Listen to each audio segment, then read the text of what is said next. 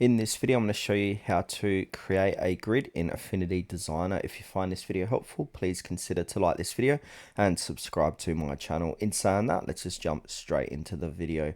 Okay, so what we need to do is open up a new document. Then from here on the top of the page, we need to click onto View.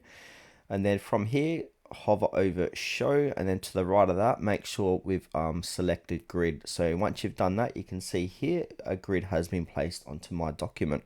Now, if we want to go ahead and change how this grid layout looks, we need to go back up to the top of the page, click onto View, and then from here, click onto Grid and Axis, and then it's got presets here. So we can go ahead and change to these presets. So we can do 1 centimeter square with 1 millimeter divisions. So you can use any of those presets. We can use mode, so automatic, advanced, or cube. We can show axis editing handles as well. Now we can change the spacing here, so we can go ahead and change it. So as you change it, it's gonna change on the fly like so. So if I want to make it say 25 millimeters, also we can change the way the grid lines look. So we can make them darker or less or lighter.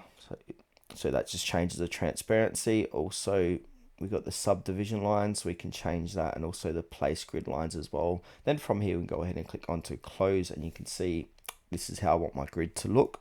Yeah, so basically just have a play around with the presets here, or you can make your own as well, or we can click onto create a preset if you want. So you can go ahead and give this a name, and then put this in a category if you want. So graph paper, parallel, perspective, icons, isometric. I'm just going to do graph paper and click OK. And now that's going to create this as a preset. So if I go ahead and come back here, you can see test has been put in as a preset into grid and snapping axis.